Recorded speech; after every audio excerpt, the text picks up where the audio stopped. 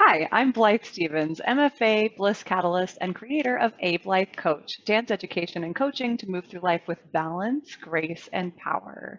I'm so excited to introduce you to my guest today, Augie Fry, who is one of my favorite and most influential yoga teachers and the creator of Augie Ageless Living. That's Augie, A-G-I, Ageless Living. She is available on Facebook and soon online at her own website, but has already created a number of classes and really great work in yoga and somatic movement in particular, although she has a background also in interior design and a lot of other interesting life experiences, which you'll get to hear about in today's recording.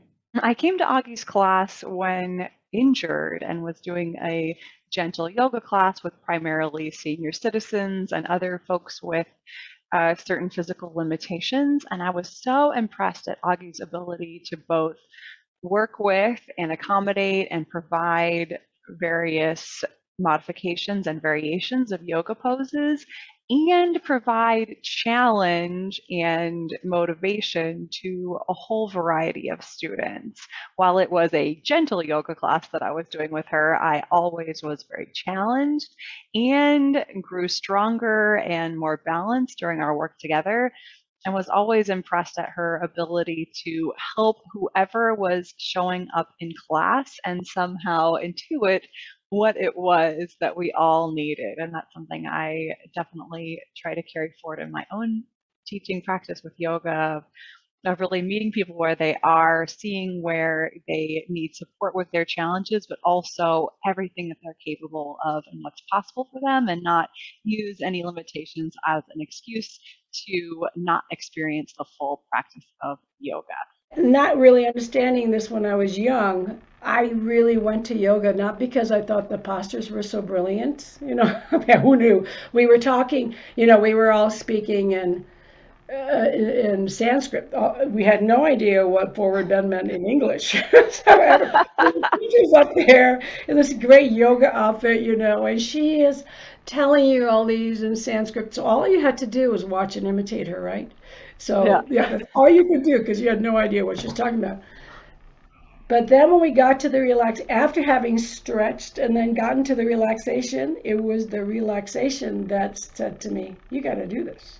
Because for the first Mm. time in my life, there was just enough parasympathetic, sympathetic nervous system unity, that I could relax. Yes. And that's what brought me to yoga was that ability to balance the parasympathetic and sympathetic nervous system and then see the result of that in my mind, where now the mind could rest in the body could rest in the body, the breath could rest in the body, and it was an aha moment. So that's what started my long journey into yoga. Yeah. Yeah, Yeah. but it started back in the San Francisco Bay Area, right? Right, it started in San Francisco Bay Area. It was, let's see, it was 1978, and that was a long time ago. And I lived in the Napa Valley, and there was this little teacher there who was, saying everything in Sanskrit. I mean, just a housewife teacher. That was very popular. It was very understood. Either you were a housewife or you were, a yogi who lived in an ashram. But so I Mhm. went when I decided that this was pretty miraculous. There was only really the Iyengar Institute at that time in San Francisco that Mhm. was the leading force in San Francisco. Now that may not be because later on came Patobi Joe and Vinyasa and all that, but right then it was just the Iyengar Institute. So I had to go to San Francisco to study. So I took my beginning 2-year training at the Iyengar Institute in San Francisco by driving down there every week and doing classes, and you know how that goes. So that was a big commitment, but it also gave me the ability to experience what yoga was, but is from that Iyengar perspective. Mhm. And then came in the same year, along came Angela Farmer and other people had studied with Iyengar in San Francisco, but she brought in a whole different perspective, and I had in between done a 10-day silent retreat with Goenkaji from Burma, who was Oh. teaching how the Buddhist meditation, how Buddha taught meditation originally, the 30-day silent retreats. Well, this was 10 days because he said in America, we can't get people to sit for 30. But Buddha taught it that way. It was a 30 days. And at the end of the 10 days, there had been a tremendous transformation. And I didn't even actually want to leave because I felt like we had just gotten to the place where you could dive deep. But that changed the whole relationship of the body and the breath. And so I started working with teachers who were a little less uh, strident. I felt that there was a lot of ego going on at that time with the Iyengar Institute, and in general, you do have to watch that. If you're young and you're able to do the postures, you think you're doing yoga. And there was such an emphasis already, right, to the postures.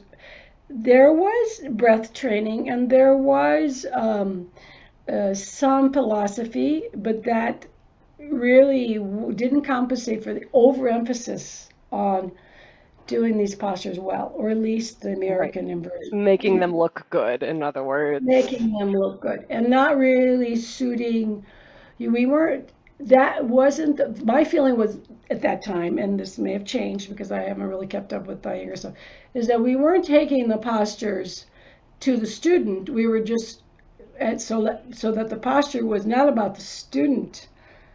They were teaching postures, they weren't teaching students. And so I was very committed to really working that in a different way. And then that led to studying with myriads of teachers. I mean, I have a long list.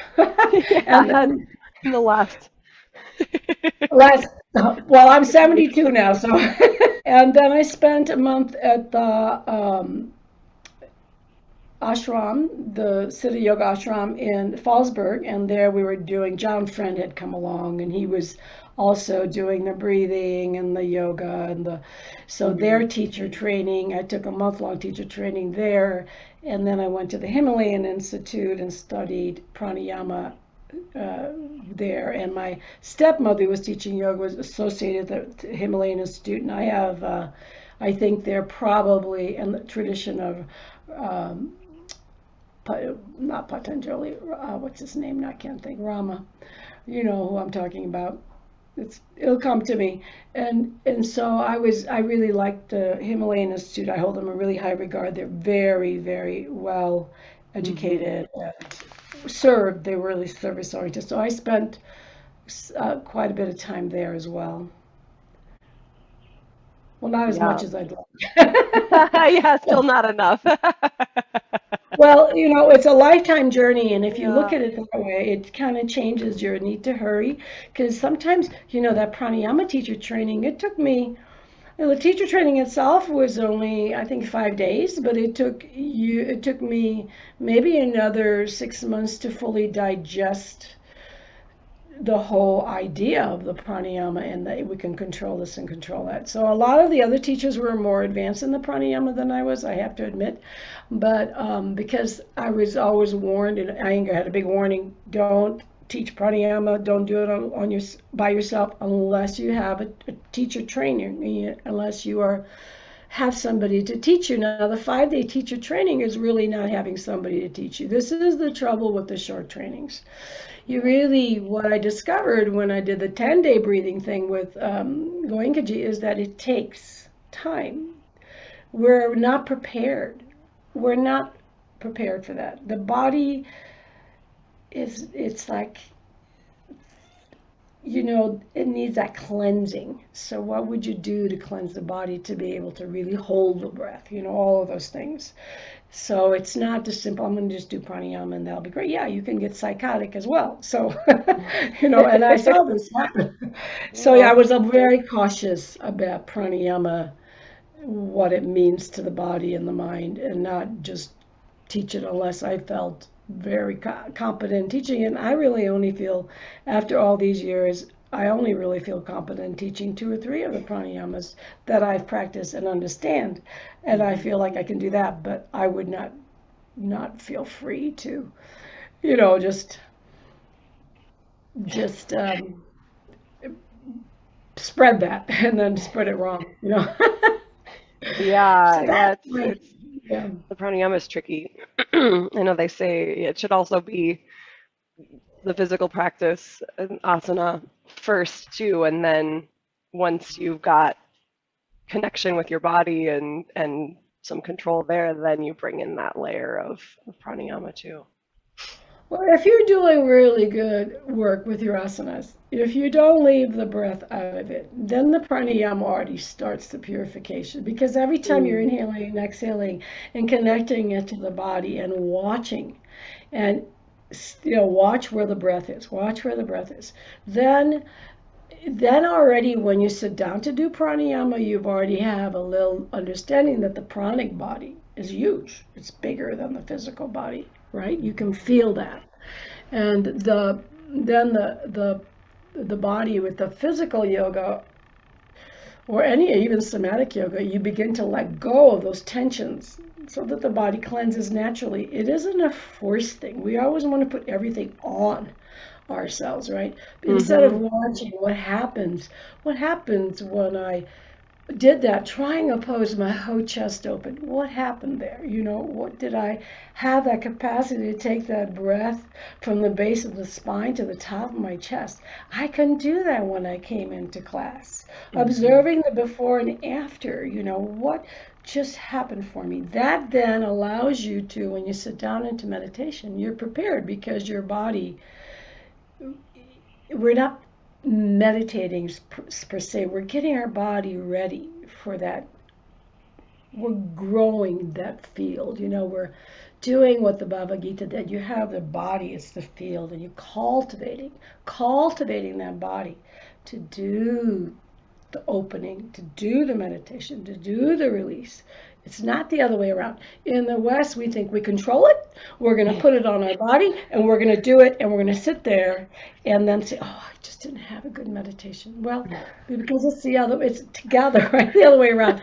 Even if you had 2 minutes of silence, you had a better meditation than if you didn't. That's how I look at it. But so it's that idea that we cultivating this field, which is our body, for all of these practices, which then bring us home. And then we have creativity, right? We're not locked down. We're flow. We have confidence. We have things that we can't get other ways.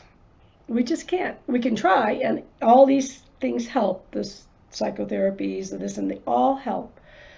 But it's when you get it from the inside out is when you really, you all of a sudden you have a treasure.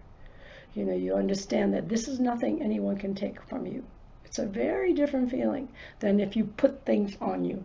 Oh, it's noisy outside. I couldn't meditate because it's so noisy outside. You know what I mean, right? Yeah. Somebody closed the door. Oh, and I just got so distracted, which is not to say there's anything wrong with those experiences. It's just to say that we're still then trying to put it on rather than bringing it forth from the inside and focusing and concentrating.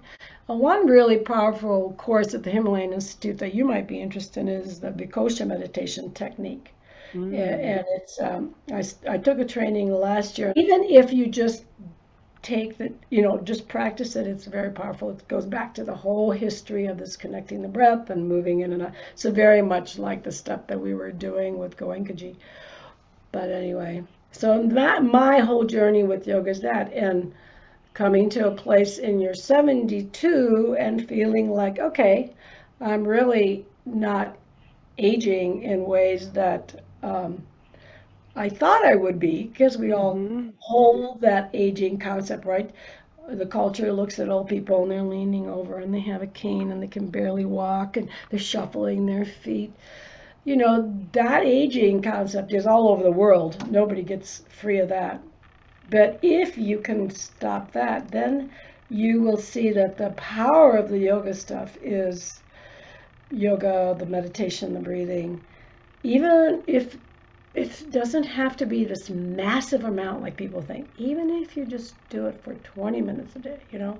I think part of what we also have, I've got to do 2 hours every day, da, da, da, da, you know, and the body, you know, the beautiful thing I love about the philosophy, the body wasn't meant for that. It was meant for nice stretches, it was meant for detoxifying, it was meant to breathing, it was meant to eat the right food, it was meant to, you know, meditate. It wasn't meant to be like, oh, I am the yoga marathon, you know, which I was find Yeah, so. that's something I noticed since I got done with my teacher training because the studio where I studied, which is it's a lovely vinyasa studio, Oh, nice, yes. um, and their classes are typically 90 minutes, which was cool. I enjoy how you that gives you the spaciousness to have a Dharma talk beforehand, some Yes. pranayama, a Yeah. real nice shavasana at the end and whatnot. But it's Yeah. still pretty intensive to be doing yoga for 90 minutes, which was great. I was super ripped for that year and it's fun. It was great. But since pandemic, um, most of my personal practice has been really personal practice, just me doing whatever I feel like, and then also trying a plethora of videos online to see what all is out there in the world of YouTube. And so I've tried all kinds of stuff. I tried chair yoga and all kinds of things, but usually they're about 20 to 30 minutes long. Yeah. And I love that. And I've gotten really used to it. So now if I do like a 55-minute, 1 hour practice, I'm like, oh boy, this is really long. Well, it's interesting because when we were studying at the Institute, you had to commit to an hour a day. That was you, and you could tell the people who were actually doing the hour a day. And I remember we're in our 20s, and most people were even younger than me. I was like one of the older students at 27, because you know how that was. It's always the youth that embraces the change. Right, Um, the new So I cool am pretty practices. used to the hour-long practice for myself. If I'm going to do a practice like that, I'll usually start with, you know, some sun salutations because they're so powerful. I've added the Viparita Karniya because that's super great for digestion and anti-aging, anti-aging, Mm-hmm. aging successfully. But yeah, it is challenging to do a whole hour of, especially when you're by yourself. It's much easier when you're teaching, don't forget, Yes. because you know you're leading this group. And one of the things I did take from the Himalayan Institute practice, they would do, if we did an hour and a half class, we would have like a shavasana in between. Like we do a series of standing postures and we do a shavasana. Then we do a series of sitting postures and then we do shavasana. Then we do like, Ooh. you know, so in not 3 to 4 minute shavasana. And that is kind of what I'm doing now. I really like that in between pause. Mm-hmm. Mm-hmm. And you get a chance for that body to just take in all what you did, and you're now just going, going, going. And for, I think for our American, or I'm not sure, German American mind, maybe they're similar, that drive changes. Because one thing what people can't do is is to relax. Mm-hmm.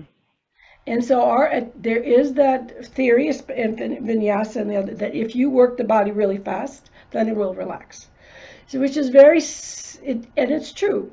You Yeah. know, Just you don't have a exhausted. chance. You're exhausted. But the idea is in the other way is that you're toning balancing again the sympathetic and the parasympathetic nervous system. The sympathetic nervous system is just running all the time. And by running it for that 15, 20 minutes, you're doing the practice, and then taking that 5 minutes to rest, it's teaching that you can do that and then you rest. And I Mm-hmm. found that to be more powerful than doing an hour and resting because exhaustion doesn't allow you to really take in what you've done. You're kind of checking out Mm. on that relaxation, right? You're like, oh, thank God. You just let go.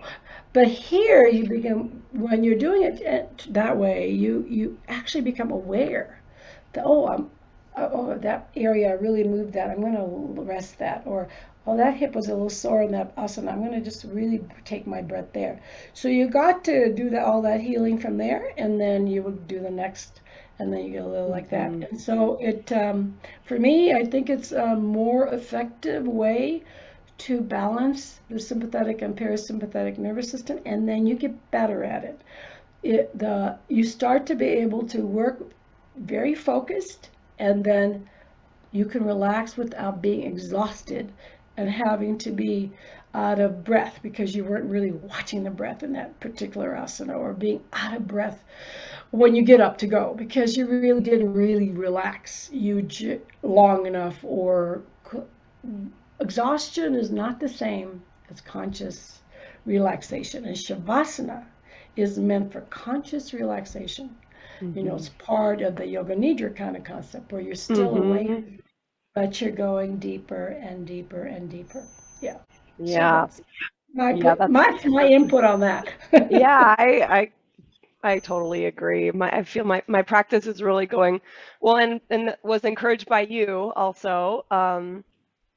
The incorporating yin yoga and restorative yoga as part of the rhythm. I remember I used to do yin yoga like once a month or something like this pretty Once, often. yeah. Well, once a week we used to do it once a week. I Right, right, started finally getting the rhythm. Yeah. right. Yeah. And the whole yoga nidra and the it's feeling good. That's really I what know. I That's really what you're after. It's a feeling good. You want to feel good and you want to feel free. The whole concept of yoga is to create freedom yeah. in the body and in the mind and in the whole experience. Yeah, so that's great. I'm glad you're doing the yin too. People really love the yin to somatic that I'm doing. I'm really excited that they like that. It's very simple. We'll do some yin stretches, and then I'll do some somatics, and then go into another yin pose.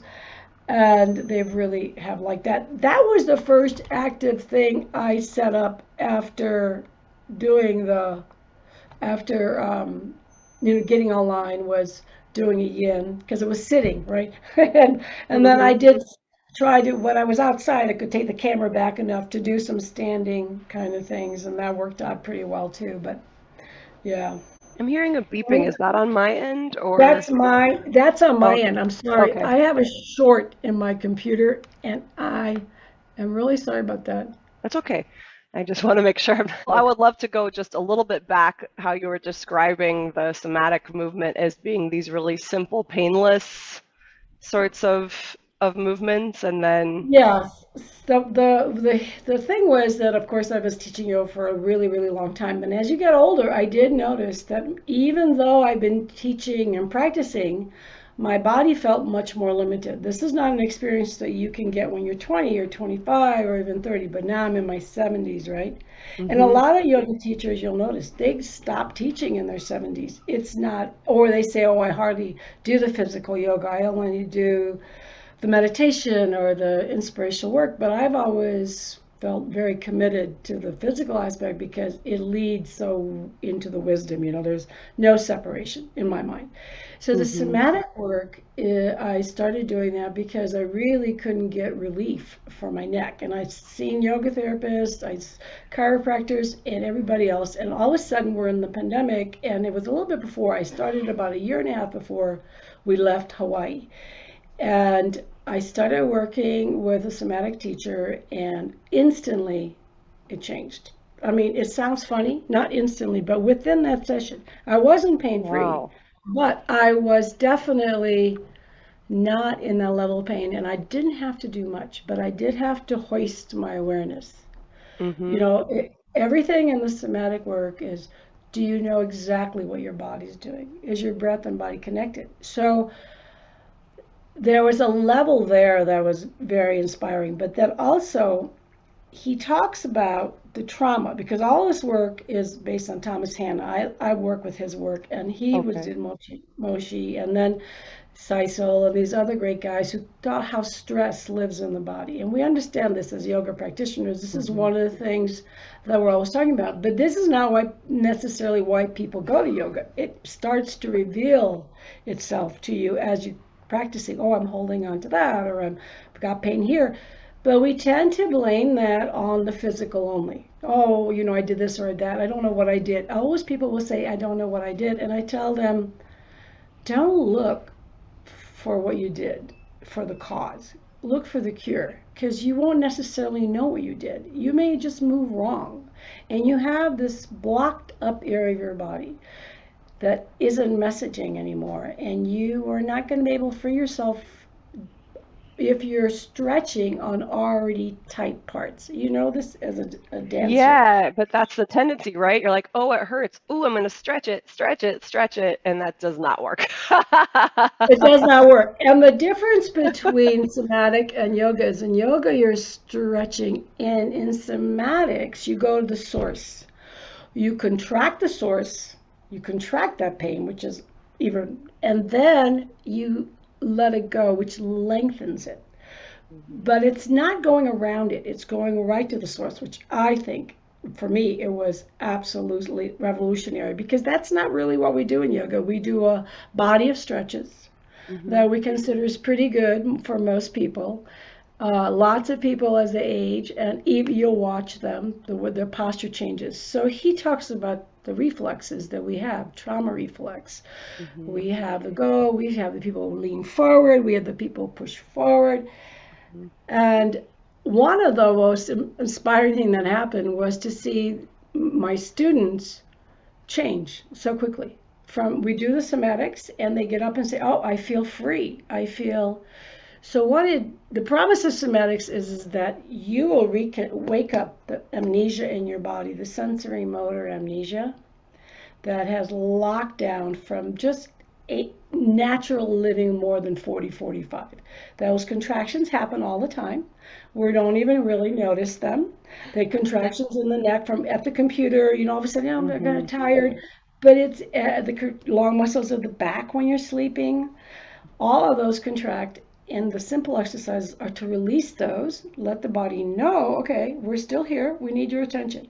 Now, when you have a trauma or an injury, that solidifies. And there is really this whole process, very simple exercises to tell the brain, okay, we're going to make this sensory motor loop. I need you to get some information here. We're going to open it up, and then you begin to be free. It's like how when we were kids, we move so freely, we don't think about it. It starts to bring that lightness to your body, that same kind of inner freedom. You feel like everything is flowing, because when you're young, it doesn't make any difference how much you weigh, right? You just feel weightless and free, right? But we have a huge expectation that we're going to get old and we're going to be somehow crippled. We have this. We have it. It's everywhere in the culture. It's not successful aging. It's just that we're going to get old, and then we won't be able to do this, and we won't be able to do that. And so the question of somatics was why? Why do we have to die that way? Why do we insist that as we age, that's what's going to happen? Maybe that's not the thing. And so that's where that work comes from. And the yoga goes so nicely to it, because now when I'm doing a yoga posture where I've now lengthened those low back muscles, which is such a critical part of it. Everything according to somatics is right in the mid body, right in the the pelvis. We talk about the center of the body in yoga, right? And we watch how people stand, their posture, and then their response to that posture, and how they adjust for their posture. It doesn't necessarily correct posture. That was the thing that I found with yoga. It doesn't necessarily take those patterns that you've already maybe solidified and say, hey, there's potential here. So I used to have a very strong forward right shoulder movement in my shoulder cup. And I went to everybody, the yoga therapist, and we can't find anything. We don't know what it is. Well, it happened to be that traumatic response forward movement of the body, which then allows this whole collapse of the shoulder, right? Right. That protective. The protective, which was, they spoke to that trauma. Mhm. That was, of course, being escaping from Hungary during the revolution. By the way, it's 65 years this year of that Oh, revolution. wow. So it's Oh, been wow. really part of my consciousness the whole time. And not actually ever having released that, even though I was well stretched. That's what amazed me. So that's why I love it so much. And I love the fact that my students, especially those who've had like hip injuries or knee injuries, I just, when I'm done with your class, I feel so good. So not tired, but revitalized. So that I think Mhm. is super critical for anyone over 45. My son, who's a big CEO, we were there visiting, and he had this back issue, and I could never ever convince him that what I was doing, he liked the yoga stretches, but blah blah blah. So I got him on the floor. I said, okay, I'm going to help you. And he goes, oh, thank God you're here. I'm going to help you because I sent him the booklet I wrote. And all you have to do is relax and just do the movements. Don't try to do them. And within a half hour, it was about an hour, we were up. Oh, I feel so much better. So the next day, can we do some more? So this to me is an amazing thing because he's only 41. But Mhm. one of the culture, he's in a stressful position, right? As we all are now. But so stress minded on stress, Yeah. and the body responds, and it will shut you down. That's just what it is. It's going to shut you down. So I love this work for that, and of course the yoga goes so nicely with it. There's no separation. So one of the things I really discovered is when we had to escape from this fire, we Oh, had to yeah. evacuate. And I was feeling fine, but we had this evacuation, and we had to take 5 things or whatever, Yeah. So we packed up the car and go, okay, now this reminds me of a previous experience, my escape from Hungary. But then when I was all of a sudden, my left hip, which really had an old injury and I've been nursing and doing better with it, it just went full on, and I thought, okay, all right, this is so true. You have this stress, and it's that old injury or whatever you were still holding on to there just came on. And so there are 7 basic exercises, and Hannah says if you have a stress or if you have something very traumatic, just go back to the basic 7, which realigns the hips, starts the rotation, starts the flow, allows you to come back slowly to yourself and stay with that practice and just do it. So I got up and just did it 3 mornings in a row, and by the 3rd morning, I was fine. Now, that's just it. That's the miracle of combination of different things. I think miracle of being with yourself in an attentive way, and Mhm. also then recognizing how a trauma can really affect your body. It just does. We think it's all in our head, oh, yeah, I got so upset, I got so afraid. Yeah, you did all that. And then you also planted it nicely in that left hip. And then left hip says, well, sorry, you don't get to be free of this until you sit down and work with it. Yeah. Yeah. As you progress in this work, what you get inspired, and it's not your thinking. It's you just get downloaded. Here, say this. So Yeah. that's Yeah. I do have another platform that when we travel, I'm going to blog on because it has like you could have 3 websites on. Oh, So I cool. thought, well, and I paid for that already, but I haven't learned how to use it. And you Yeah. could also sell printed stuff on there, and they weren't Yeah. quite developed. Like you couldn't do the email yet, but now they've gotten to where you can do the email. They've developed it. And I already paid for that, Yeah. but so I have to start to do that because we're in Europe, or when where we traveled, and I want to post something still for the somatic stuff, but then I also want to talk about. I'm really feeling this is the time to finish that story and really work with my heritage on that, Mhm. and not put it off, you know, Yeah. because you can continue. I know, so I don't want to sever all the teaching, but I also want Yeah. to really work on that because that part of my life is the one that has dominated most of my choices. Anytime you have something traumatic, and once you recognize it, it's very helpful to find a way to articulate it into the world and do your healing from that point of view, right? Yeah. Yeah, and Yeah. I, so I feel that wanting to balance teaching and practicing and writing and creating and moving. yes, moving. I mean, you still have to, in Europe, I probably wouldn't have to, and it isn't that I have to work, but I always feel better when I'm working. I mean, Yeah. and I feel Me like I'm too. still giving to the society and giving to my students. I feel it makes me feel Yeah. better. You want to You contribute. have something that is valuable, and you built this trust. Now, building that trust takes a long time, as you've experienced. Yeah. And also there was a thing about really adding on a specialty that was really what I felt was helpful right now. Because Hmm. there's zillions of yoga teachers and zillions of people online, everyone claiming everything else, and you will have to spend years building that up. And at 72, I have to ask myself, I feel like I really have served through many, many years of teaching and many, many years of design. I don't feel like I sat back and only took and didn't give back. So I don't, Yeah. what I'm saying, like people say, oh, Yeah. now I'm 75, I want to give back. I said, I've been doing it all along. I'm a given. Yeah. No problem there. I've been putting my give out bag pretty high. So, and then with the grandchildren, and we have one grandchild who has Angelman's, which is a very rare disease, and my son's first son, Hmm. and it's a disease where he can't, maybe will never talk. He's Hmm. walking. They said he wouldn't walk, but it's a deletion of a gene, and I know the whole technical thing, but it's not coming to me.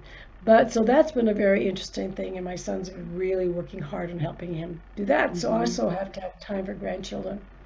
Yep. So the beauty of it is, sitting with yourself, and this will help. The practice helps because I've been doing meditation online with my students too, and this has been wonderful. And that doing that is to really sit with yourself and know what is really important now. Hmm. That is always the question, right? And for you, you're in a new society, so you have this ability to really, once that starts to roll in a way where you're not having to work it, then you Hmm. will find it'll have its own momentum, and then Yes. you'll have a Yes. little more time, and you'll get past the first 2 years. The first year is just Yeah. so hard, and with the pandemic, and Yeah. this, It's been hard for everybody, but yeah, especially yeah, trying to get rolling, but it takes time. Like you said, it it just takes takes. time, contrary to what instant philosophy we have on the web. Everybody, instantly you're going to be famous, Yeah. and instantly Yeah. Yeah. Yeah. you But I got think over that. in a way it's good to not quite realize how long it's going to take at the beginning. Because then you're like, okay, doo-doo-doo. And then you don't realize until some time has gone by that it's going to really, yeah. And then that's okay too. Well, as long as you know you have enough, and you Yeah. are Yes. happy, and you are growing slowly but surely, I think that is all that's required, right? Yeah. Well, that's wonderful. I'm glad to hear that. Yeah. So you're in Tahoe, but trying to make your transition over when that's possible, huh?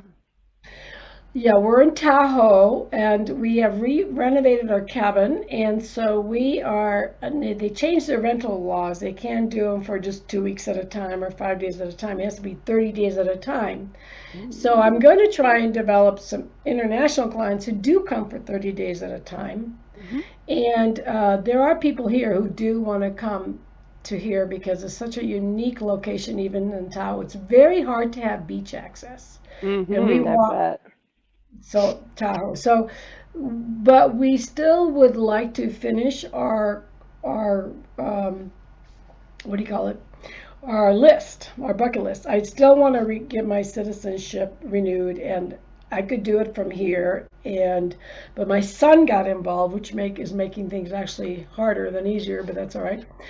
At least he has a lawyer, so they can make sure everything's going well.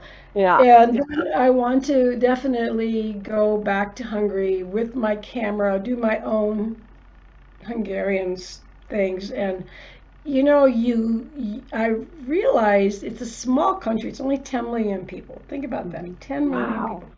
But it's Right. a big culture, and part of what I've missed is the cultural things that you miss when you're young, even though we had a lot of it at home. So I Hmm. would just like to go to some of the places we haven't gone yet in Hungary, and then finish some of the European things. We went to Portugal a couple of years ago when we went to Hungary for my sister's reunion. For Hmm. so we went to Portugal. We really liked Portugal. I've been to Italy, loved being in Italy. We haven't, Hmm. Michael was from Scotland. We haven't gone there yet. So finishing that, my Hmm. son thinks he's going to keep the business in Hungary, so we might actually, might buy something there and then just rent it while we're not there. That's a very big deal. They have as many people visit as people live there per year. Hmm. Yeah. 15 million people come a year. It's the 15th most popular capital to visit, Yeah. city in the world to visit. So that's pretty high up there. So, Yeah. when you go there in the summer, there's just tourists everywhere. So we don't want to be in Budapest itself, but the Balkan area or some other area would be nice, or a less visited country would be nice. And the grandchildren should have a real whiff of their heritage. I'm the historian in the family. My mother trusted me with all the documents, my grandfather's and mother's marriage certificate, all of this stuff I have. And that Yeah. it's going to take some time to sort out. And I'm starting to want to share with my family because they're very misinformed and they make things up, I said, don't make things up. We have documentation here. Yeah. We don't have to make it up. We can know. We don't have to make it up. And that whole one of the things that plays with my mind is how do I make that story more public? The idea that we did fly over an Eisenhower's plane, and that there was this huge. From Munich, they had sent planes from all over the world and America to come and pick up refugees, and also Wow. from the boat area. It was in I can't remember German. There was a German port begins with a B, and the ships were leaving from there. I can't think of the name. Bergenhaven, I think it was. Okay. Berghaven or Hmm. something. Yeah. Yeah, Hmm. yeah. So that would be a story that could either be good on PBS or something like Yeah. that. This feels like that's also part of my mission, in that I felt like that's becoming more. I started doing that 10 years ago. Then, of course, I'm still working full time. You can't give it the time it deserves. So I really want to give that some time. Yeah, because I Cool. think it would be a good story for people to know. Yeah, for sure. Yeah. So Do it. anyway, And do it. share with me your however it is possible to get your pamphlet as well and any other um any other online Online stuff. connections, Well, links and my things that online. I people don't can share really with? have. I do have a YouTube, but I haven't really made it public. So, but I do have info at Augie's Ageless Living, Right. and there you can send me an email, and I can send you a link to get the booklet. The booklet is $15, which is not cheap, but it's all hand printed. So, and then I am putting together a landing page so people can get an idea of what I do for a free class. And that isn't together yet, but that would be very helpful. But that's going to be under that Ageless Living. Usually with the work, I have people contact me, then I send them a link for a free class, and we have a free online Zoom class, because it's not something that you should just go and do. It's something that I need to look at your posture. I need to see how you move, And then the classes, then you get a link to the classes after you've done a couple of these classes so that we can see where you are. Thanks again for joining me. Come visit me at ablythecoach.com. That's ablythecoach.com. Lots more free goodies and resources there. Until next time, bye.